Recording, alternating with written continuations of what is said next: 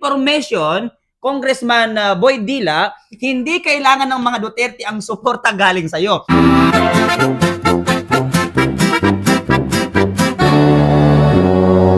Hello mga kababayan! Eto na naman po tayo sa napakaanghang na episode ng Urur! Kasama pa rin natin ang aking Beshi Wap na nandito, no? Katabi ko ngayon, Miss Joey Cruz! Grabe, ano masasabi mo sa ating last episode? Pinag-usapan ng malala ang ating episode na yon, Ate Joey. Oo, nakakatakot. At saka, yung ating putong lupa ng kalsada serye ay hindi matatapos dahil marami tayong mga panauhin. Kaya grabe din kaya ang masasabi ng ating mga kababayan dahil ang susunod nating guest ay eto na. Ayan, ang susunod natin panauhin sa ating Ururan with Paolo ay si Kuya Par! Grabe! Kamusta ka, Kuya Par? Okay, basta may kalaban, palaging okay si Kuya Par. Grabe, pinag-uusapan ka ngayon, laman ka ng mga newsfeed ngayon. Eh, kahit saan ako pumunta, sa TikTok, sa YouTube, sa Facebook, palagi na lang mukha ko. Minsan nga, nagsasawa na rin ako eh. Nakakatawa na lang mukha ko. Pag nanonood ako ng love story, napapanood ko, mura ko rin. Oo nga. Nagkakawa ko na lang, binablock ko yung mga vlogger para nagsawa na ako sa mukha ko eh. Ganda yung sayaw mo, yung inisikat yung sayaw. Yan yung mga minamahal ng mga Pilipino ngayon, mga DDS supporters, yung sayaw natin ngayon na nag-viral, yung bangag-bangag. Real quick lang, kasi alam namin napakabata mo, ganito. Bakit or saan ang gagaling yung hugot na yan? Of course, kasi nakikita natin ngayon sa ating bansa na nadadamay, kulang din ang suporta ng Administrasyong Marcos o ng administrasyong ito sa mga estudyante or sa mga kabataan. And of course, sa tayong mga kabataan, kaming mga kabataan ay kasama kami sa mga nagbabayad ng buwis, no? Yung mga inuutang ng administrasyon ngayon, sa hinaharap, kami yung magbabayad sa inuutang ng mga administrasyon na yan. Ni Bongbong Marcos. Kaming mga kabataan na susunod sa next generation after ni Bongbong Marcos, di ba, Ma'am Joy? Correct! Kaya makakarinig talaga sa ng maraming uror kay Kuya Par. Correct. Simple lang ang mechanics, Kuya Park, no? Kung hindi mo bet, uror. Kung bet mo, okay. At kung wala ka namang komento, umpisahan na natin. Papatunayan kaya niya ang kanyang kaanghangan kung sasabihin ko ay Jervil Luistro. Isang malaking una lang sa akin yan. No comment ako dyan. Oh, no comment ka. Kay Jervil Ruistro, kay Beatrix Ruistro. Alam niyo kasi, masyado siyang, ano tawag dyan? Fake news para sa akin. Yes. So, hindi siya urur. Lang siya sa'yo. Kulang siya sa akin. Okay. Kasi kung ako yun, siya ang guest eh. Kasi si Luistro para sa akin eh. Palagi naman napapanood siguro. Puno na siya ng mura sa akin. Alam niyo kung bakit? Kasi, Alam niyo nung sinabi niya, di ba, na simple lang. Pag walang kaso, humarap at sumagot. Pero napanood ko yung dating video niya na what I did, tinago ko ang asawa ko dahil siya ay wanted. Siya ay may kaso. So, abogado ako, sabi niya. So, isang volcano kasama pa ang lava doon, urur para sa akin yan. Aray ko. yun pala yun, nasabi na pala niya lahat ng uror. Yes. Nasabi ko na lahat kaya nag-u. na lang. Nag-u na lang ako kasi ngayon ay mayor pa! Oh my God! Aray. Correct. Oh my God, Ayan. din ba ang reaction mo kung sasabihin kong Tito Soto? Isang malaking tahol para sa akin si Tuta Soto, Tito Soto. So, urur. Urur sa akin si Soto. Dahil nagpipiling siya na abogado at meron siyang alam sa batas. At pinangungunahan pa niya ang Supreme Court. Sino ka para supalpalin mong Supreme Court? At sabihin na hindi ka naniniwala sa desisyon Sabihin na nila. hindi ka naniniwala sa desisyon ng Supreme Court? Oo. Binoto ka ng napakaraming Pilipino. Hindi para supalpalin ang pinakataas-taasang hukuman ng ating bansa na nag-aral ng batas sa ating bansa. So, rule sa akin si Soto, isang malaking aw-aw. Isa siyang malaking aw-aw. Kinakabahan ako doon. Aw-aw din ba ang tingin mo pag sinabi kong Romeo, ako? Oh, parang ano na siya eh. Rest in peace na siya. Oo, Pero napapanood ko si dati, si Akub, nung buhay pa siya, panahon ni PRRD, pag pinag-uusapan ni PRRD sa kanyang sona yung about sa war on drugs, palagi siyang pumapalakpak at naka-smile. Pero nung nakakita na ng maleta si Mr. Akub, Malangit ay ngawa. biglang bumaliktad at naging anti-Duterte siya at naging pro-Marcos. Bakit dati nung time ni PRRD pumapalakpak siya about sa war on drugs? Pero nung Walang nawala consistency, si PRRD no? at nagpalit ng administrasyon, bigla siya naging anti-Duterte at naging pro-Marcos at binabatan si PRRD.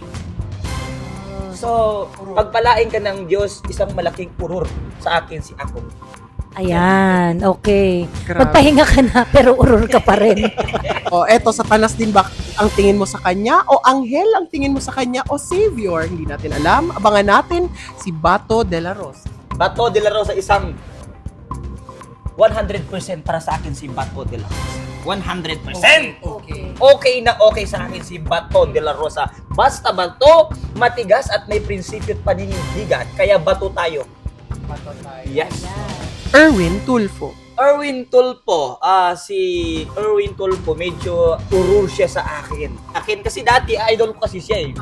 Erwin Tulfo eh. Kasi popular Yes, pero nung naging senator siya at nung narinig ko ang sabi niya, sometimes you have to bend the law, sabi niya. So parang naging urur siya sa akin. Kasi sino ka ba para anuin mo ang batas sa ating bansa? Di ba? So urur sa akin si Ben.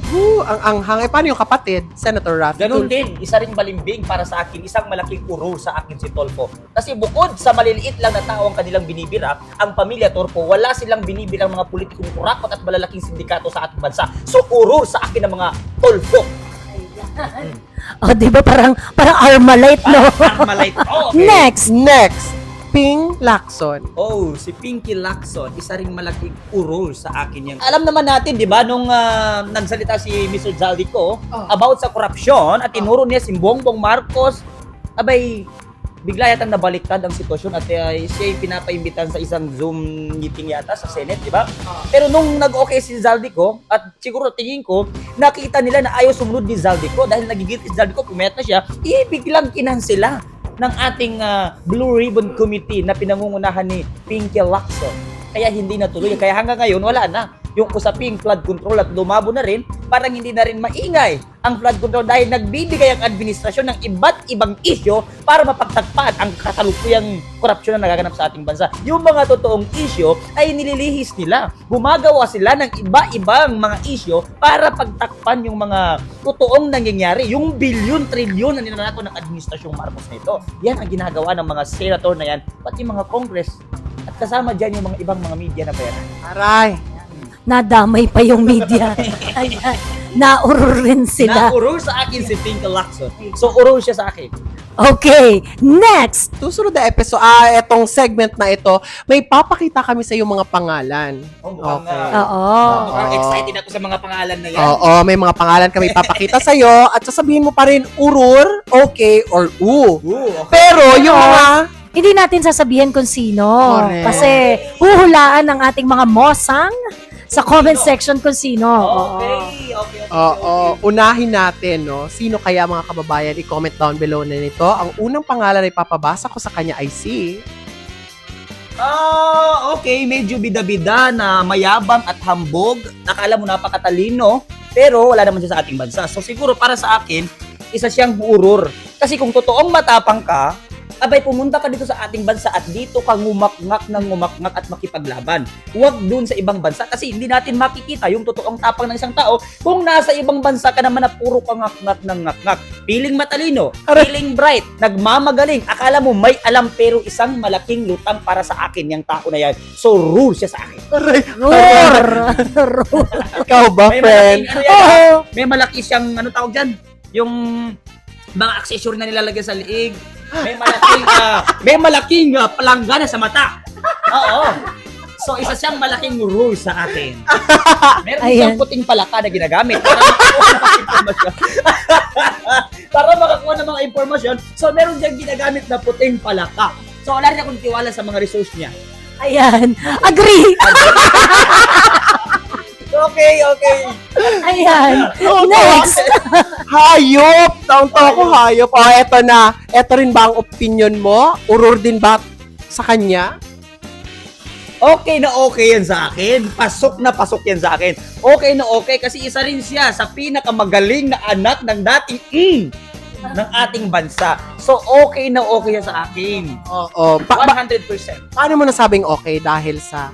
Dahil sa napakarami ng tinutulungan mo sa kanilang lugar. At pag nakikita niya yung mga squatter, pinapagawa at tinatanong kung anong kulang sa inyo. Bahay, okay, ipagawa natin tubig, okay, bigyan natin pagkain, okay. So, okay na okay siya sa akin. Kahit tumakbo pa siyang vice president, ibubotong-boto ako sa kanya. Oo naman. Ay, oo. Oo naman. Same? Agree? Same? Yes, oo. Same Again, opinion. di yan yung sinabi ko, di ba, nagulat talaga ako na ang taas ng popularity niya doon sa lokalidad. At ang kita natin, sumasama pa siya mismo sa pagpapadala ng mga kahoy, pampagawa ng bahay. Tama yan. Tinitignan niya kung paano gawin. Oo, at saka meron pa siyang listahan ng mga project na Oo, nilibro ginagawa. niya. May libro. Kaya ang sabi niya, kung hinahanap niyo, sabi niya, yung pondo para sa flood control dito sa amin, punta kayo dito, kunin niyo itong spot report ko, sabi niya. Naglaki-laki, napakakapal, no? At doon niya ginamit yung pera at nakalista, may mga picture, magkano ginastos. So, ganun dapat lahat ng mga congressman. Oo, no, Yes, nakalista. nakalista. Speaking of congressman, ganito din ba ang opinion mo? Oh my God! Isang malaking urur para sa akin yung tao na yan. Kasi bukod sa mahilig sa dumila, isa rin siya sa mga bayaran. At sinasabi pa niya na hindi niya daw susuportahan si VP Sara sa pagtakbo sa presidente. For your information, Congressman Boy Dila, hindi kailangan ng mga Duterte galing sa'yo. At kaming mga DDS, hindi namin kailangan ang suporta galing sa'yo. Kasi para sa kaalaman mo, wala kang supporter. Wala kang bumoto sa'yo nung last election. Kaya ka lang naupo dyan dahil inappoint ka ng si Garcia, ni George Garcia. Kaya ikaw ngayon ay naupo. So, isa kang malaking rule sa akin, Boy Dila. Hindi ka papasok sa akin. Yung mga kasama nga niya doon sa religion niya, hindi niya makuha yun. Yung mga ka-religion niya nga eh. Hindi niya makuha ko yung boto eh. Tapos sasabihin mo, hindi ka susuporta sa boto. Hindi namin kailangan ng isang Boy Dila. Sino ka? Banal-banalan. Sino ka para? Sino ka? Hindi ko na kaya. Sino ka para kailanganin namin ng suporta? Ka-religion mo nga, hindi bumuboto sa'yo eh. Tapos ipagmamalaki mo na hindi ka susuporta. Hindi namin kailangan boto mo. Hindi namin kailangan ng boto mo. Mas gugustuhin pa namin sigurong lumayas ka sa ating bansa at mag-resign ka. Correct! Para magkasilbi ka. Ayan. Ay, grabe itong episode na itong mga kababayan. For sure, kilala nyo yun, no? At nagpapasalamat kami at binigyan mo kami ng oras. Yes, Kuya oo. Park. Ang Maraming Armalite salamat. na si Kuya Park. Ayan. Oo, ano bang mga susunod na ganap, Kuya Park? Saan ka namin pwedeng makita? Anong mangyayari? Maraming mangyayari na activity sa ating bansa hanggat hindi natatapos ang korupsyon at hindi naririsolba ang krisis na kinakaharap ng ating bansa. Patuloy po kami at ang hakbang ng maisog at iba pang mga organisasyon na lumalaban kontra korupsyon. Na ito po ang hakbang ng maisog ay alam naman natin na pinangunahan ito ng dating Pangulo na kinidnap na ngayong administrasyon. Pero, hindi porkit nakuha ninyo ang ulo ng maisog ay mawawala ang tapang sa mga naiwan niya dito sa ating bansa. Patuloy kaming lalaban kontra korupsyon sa iyo, Bongbong Marcos. At malapit na maalis ang mga kadenang iniharang mo sa Mindiola. Kaya sabay-sabay nating sabihin, Urur!